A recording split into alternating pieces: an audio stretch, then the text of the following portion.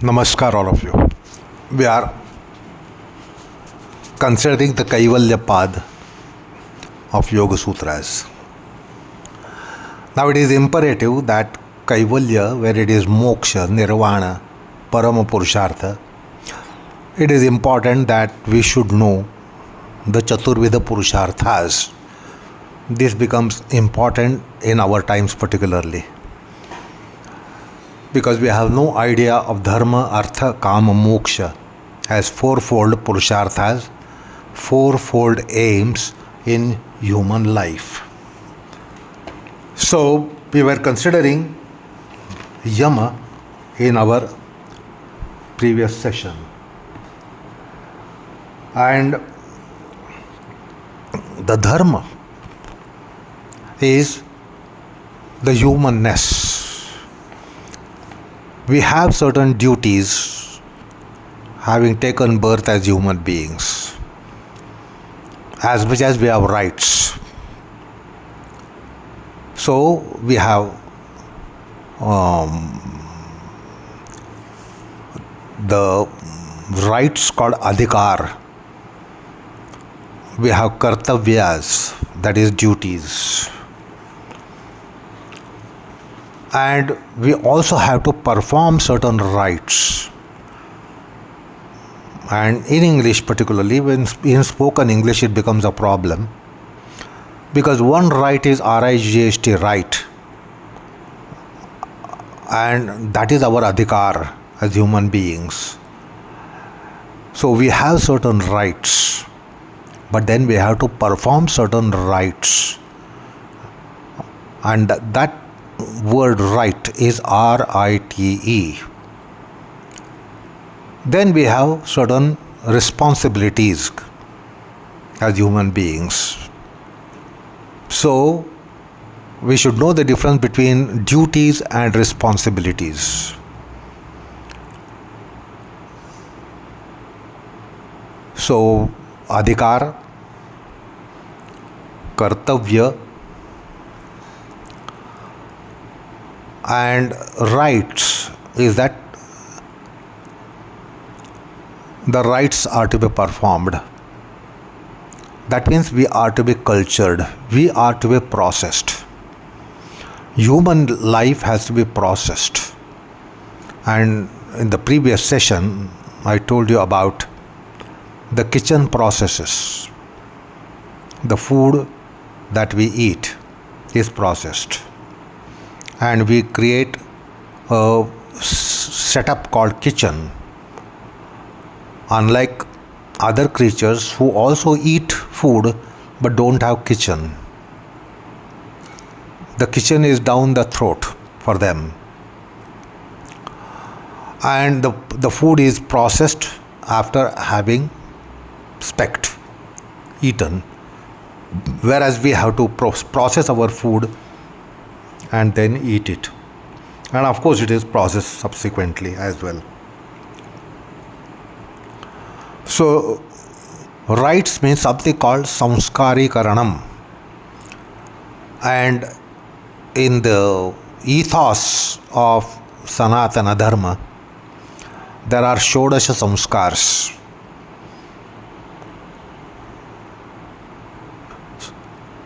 The samskars commence from garbhadhana. That means there is something as performed as rights on us before we are born. Before we are born, there are certain rights to be performed. And then we are born, and after we are born, again certain samskars are performed. And there are 16 samskars counted in Sanatana Dharma, which were taken up by the Hindu Dharma. So that is an important aspect for human manifestation. You just can't take a birth and live life as a human being. We have to be carved, sculpted, cultured, processed, treated, and then only we become human beings.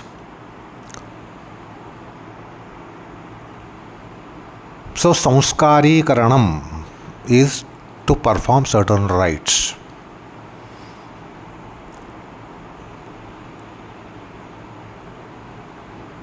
So before birth and from the birth, before the birth up to birth, there are certain samskars carried out while we are in the womb itself. During pregnancy, the mother is supposed to be observing certain things for the life in the womb to be cultured. A mother's duty is not just to give birth to a baby which is conceived. Certain things have to be done. The mother has to observe certain things. The mother has to be restraining from certain things while she is pregnant, while she is carrying. So there are yamas and niyamas for mother as well. During the gestation period, after having been conceived up to delivery, there are certain things as observances and restraints, which is now outdated in our modern life, urban life, modern time life. Anyway, the life needs samskars. So the point is, from being conceived and to taking birth, the mother is appointed as a proxy for the life. Parents are appointed as proxy to be observing certain things, to be restraining from certain things. So it's a unique life for mother during those 9 months.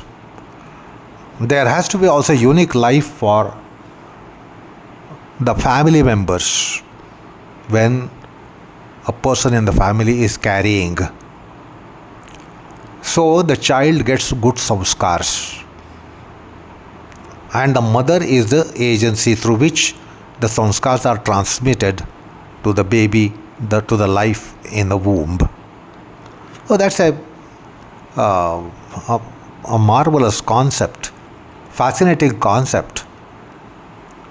At some stage we must develop the inquisitiveness towards that, as to what are the observances and restraints during those 9 months.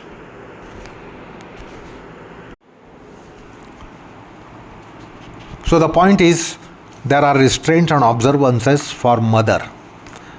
There are observances and restraints for family members.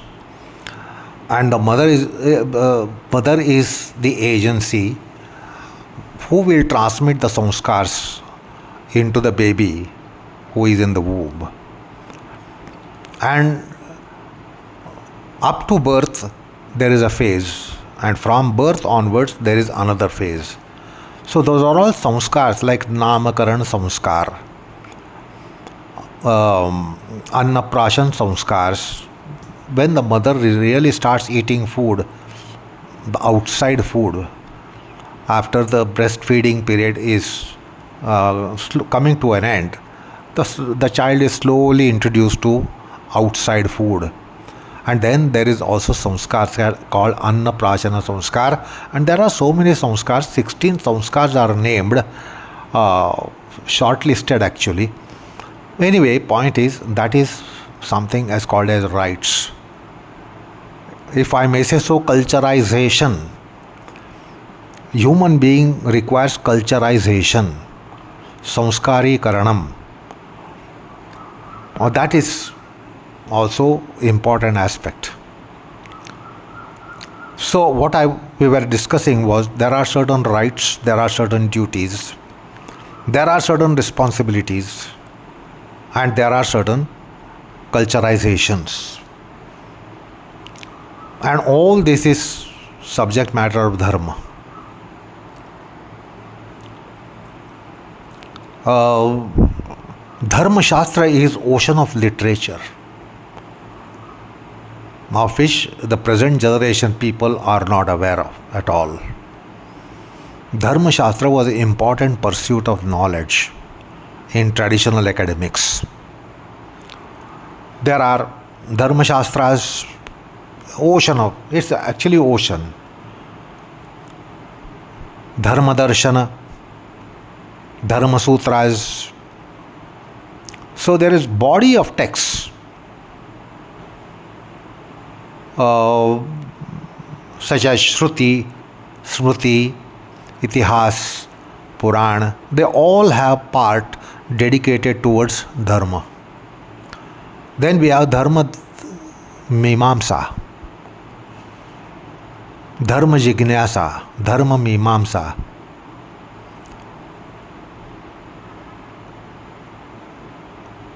Dharma Sutras.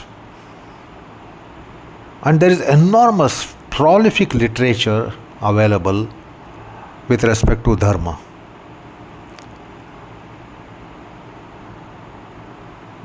And today it's all out of fashion, even in India, which is a sorry state of affairs. I remember the Dharma Mimamsa of Jaimini, Athato Dharma Jignasa. He commences his first sutra, Inquiry into Dharma, which is a formal pursuit in Dharma. Very formalized process to understand the Dharma.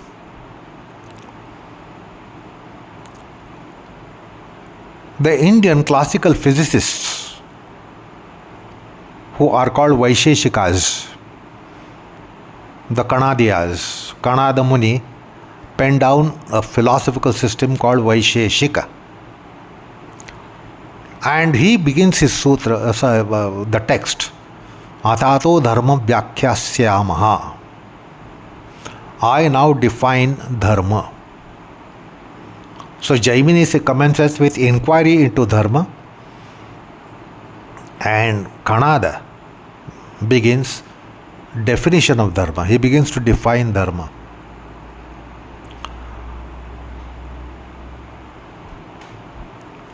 As a matter of fact, Patanjali Yoga Darshanam or Yoga Shastra is not an independent body, but it is part of Dharma.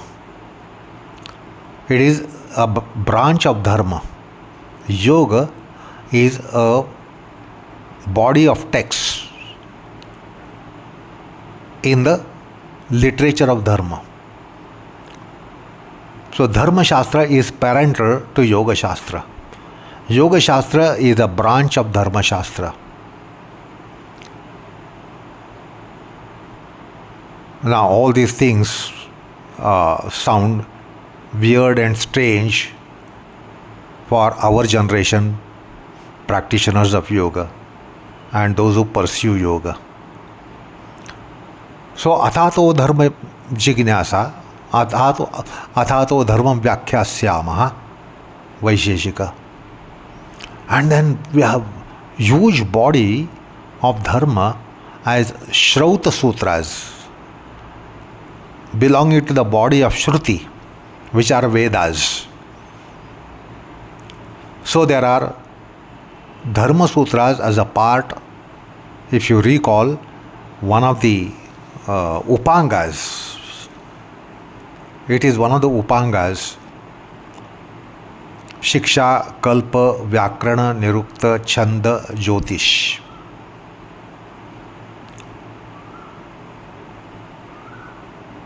So these are the Vedangas. Nyaya, the Shiksha, Kalpa, Vyakarana, Nirukta, Chanda, Jyotish. These are 6 limbs of Vedas. And one of them is Kalpa. And in Kalpa, there are Shrauta Sutras, Dharma Sutras, Shulba Sutras, and Grujya Sutras. So there is sutra literature, aphoristic literature in Kalpa.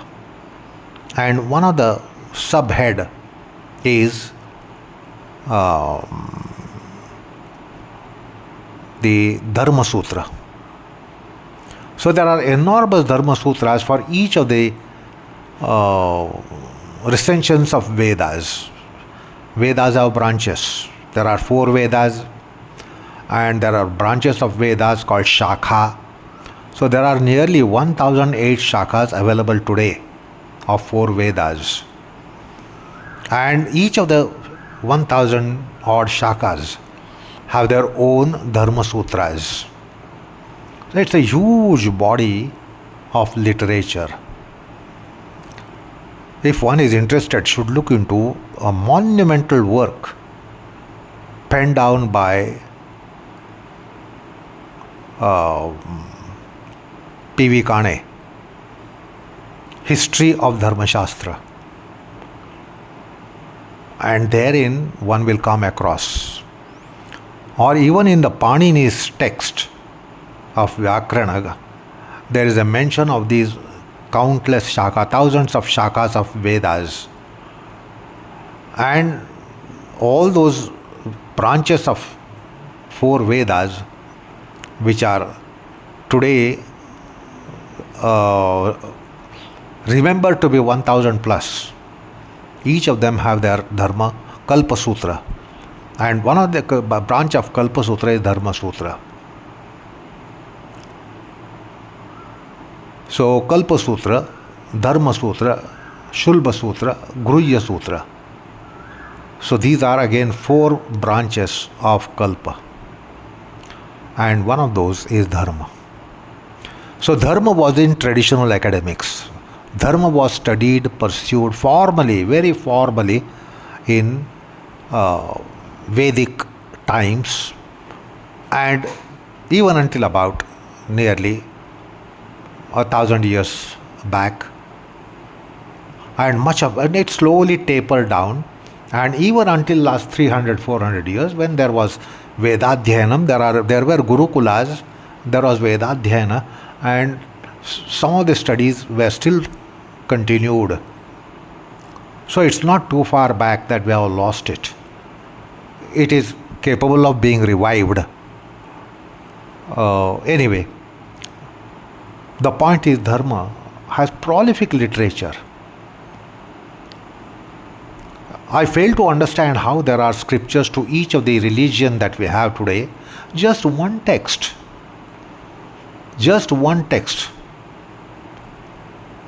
And the one text cannot really accomplish the purpose for human being to really be educated in humanness.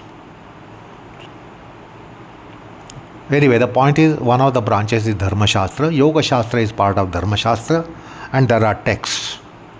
And the Dharma is also to be traced in our literatures called Shruti and Smriti, Itihasa and Purana. So you will find a lot of precepts on Dharma in Srimad Ramayanam, Srimad Mahabharatam. You will find so much of Dharma in our Veda Samhitas, Veda Brahmanas, Veda Aranyakas and Upanishads. So Samhita, Brahman, Aranyaka, Veda are body of Shrutis. There are Shrauta Sutras as a branch of Kalpa. So that's all is considered as Shruti. Then Smritis are Itihas, Puran, and they are also having a lot of precepts on Dharma. Like Srimad Mahabharatam, you will find a lot of precepts on Dharma. In Srimad Ramayanam, you will find lots of precepts on Dharma, which will tell you about the duties that are enjoined on us by the long tradition. Anyway, Dharma is a Purushartha, and therefore as students of yoga at some stage we must try to dive into the ocean of dharma, because that is one of the four purusharthas: dharma, artha, kama, moksha. And yoga is a dharma. Anyway, so that is one of the purusharthas which we have discussed very briefly. Now the second purushartha is artha. Artha should be taken to mean as giving meaning to our existence. We just can't exist in the world. Once we come to birth, once we take birth, it's not just we must only exist unto death. Our existence should be meaningful. The life should be meaningful. And that is the meaning of Artha Purushartha, making our life meaningful. Live the life meaningfully.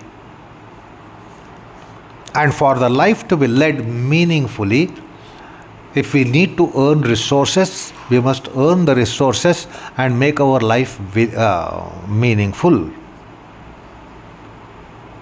So your life will become meaningful by contributing to the world around, world at large, materially, by money,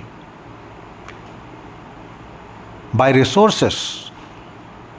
You will make your life meaningful by earning intelligence, earning buddhi, earning shila, earning character. So, if you have good character, your life becomes meaningful. If you have good, sumptuous resources, your life can become meaningful. If you have intelligence to part with, if you have something to part with, then your life becomes meaningful. So it is important that we make our life meaningful. How to make the life meaningful is the Artha Purushartha. So, because many times we have this question,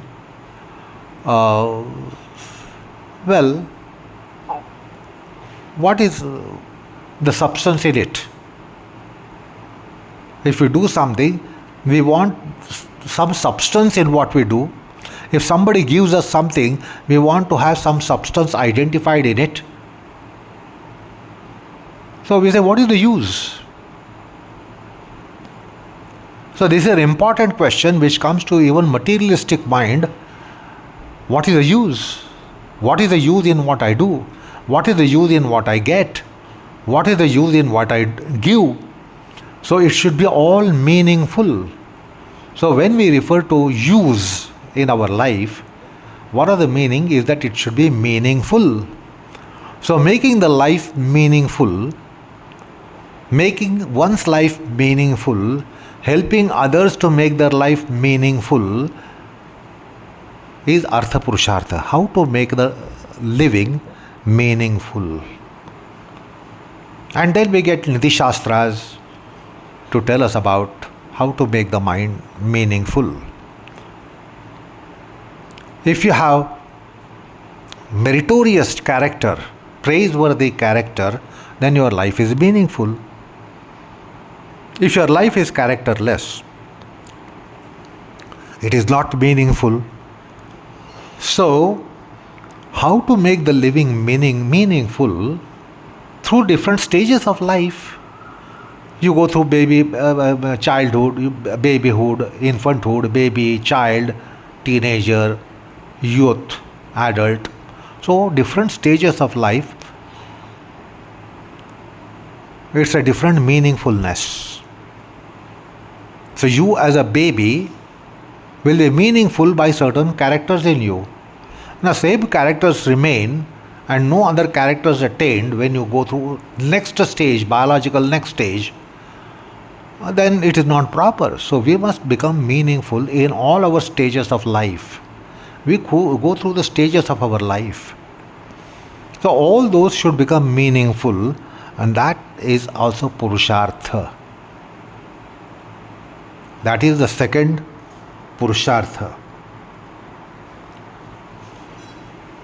So as today we know that to be living we need money. There are many materialistic people who think without money nothing is possible in the world. And when the money is there, everything is possible in the world. So that's why the money is called artha in vernacular. So we know how much money is required and how much the dearth of money inconveniences your life. You can't live the life meaningfully because you lack money. If you have money, you will think you will make the life meaningful. So just as the money makes our life meaningful in materialism, there are so many other things which will make our life meaningful. We must have good mind, psyche, consciousness so that we are useful. Our existence becomes meaningful. So we must have good intellectuality, mentality, emotionality, sentimentality, apart from just money. Now it is not necessary to explain people of our times how much money is essential to make their life meaningful. If you don't have money, you know what is the inconvenience with dearth of money. And therefore in a branch of materialism, we go after money, we go after wealthiness. We want to be wealthy. Yeah, the wealthiness will help you make your life meaningful. But suppose you are healthless, can you make your life meaningful? It's also an obstruction. Wealthiness is definitely contributing for meaningfulness, but the healthiness is also contributing for meaningfulness in your life.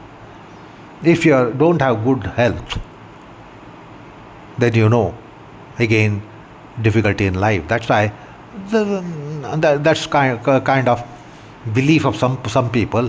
Health is wealth. With the health, you can do so many things. Like with the wealth, you can do all the things you want to do. With the health also, you can do all the things that you want to do. If there is dearth of health, it is almost equal to having dearth of money. So there are so many things that we must attain in our life to make it meaningful. You must be trustworthy. You must have trustworthy people around. You must be loved by someone. You must love someone. Otherwise life becomes meaningful. So there are so many things to be considered to make our living or the life meaningful. We must have wisdom, form of wealth. We must have health, form of wealth. We must have character, form of wealth. We must have trustworthiness, form of wealth. We must be lovable, and we must have something which is lovable. If none and no one loves you, your life is miserable. If you don't love anyone, your life becomes miserable. So there are so many things to make the life meaningful. So I leave it to you to really consider over it. Find out what all things will make your life meaningful. You must you must have dependable people around you. If anyone or everyone around you is not dependable, is not trustworthy, you know what happens to life. So you must have trustworthy people. You must be also trustworthy. You must have trustworthy people around you. You must have friends around you. You must be friends to so many people. So friendliness also makes the life meaningful. Lovability also makes the life meaningful. As much as the wealth makes your life meaningful. So health, wealth, conduct, character, nature. So your nature, if you are good natured, then your life becomes meaningful. If you are bad natured, you know what happens. You are not only meaningless, you are harmful. Anyway, Artha Purushartha is to become meaningful. Do meaningful things in life. Have meaningful things around you. You become meaningful to society at large, world at large, universe at large. So Artha Purushartha is second Purushartha. And we have a branch of Shastras called Artha Shastra. Now maybe people of our times, all of us are familiar with the Shastra called Kautilya Artha Shastra, the Chanakya Niti. So there are certain Shastras which make our life meaningful. Ethicality, morality. Then Artha Shastra, as Kautilya has put it, that makes our life meaningful. And we will be meaningful. Our existence will be meaningful for not only ourselves but for people around us. So that's the Artha Purushartha.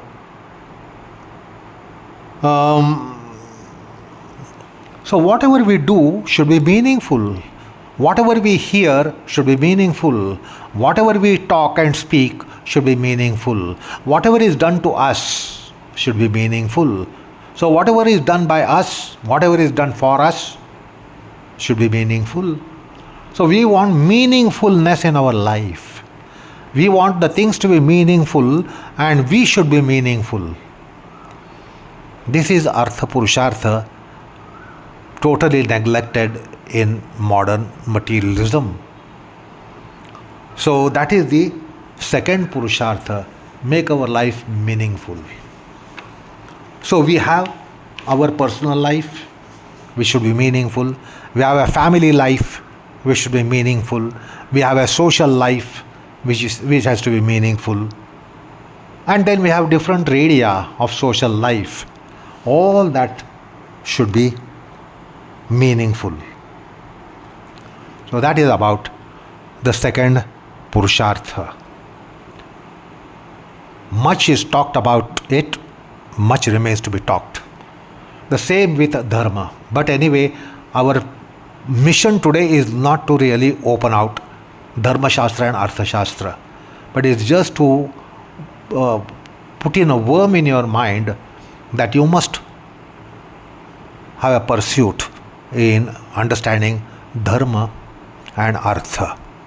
So that is the second Purushartha, Artha Purushartha. To consider the moksha, which is the topic of our session, Kaivalya, moksha, nirvana, it is paramount, it is imperative that we know the Chaturvida Purusharthas. So little brief introduction to Dharma and Artha, the two Purusharthas. The third one is Kama Purushartha. This will be for our next session. Namaskar all of you.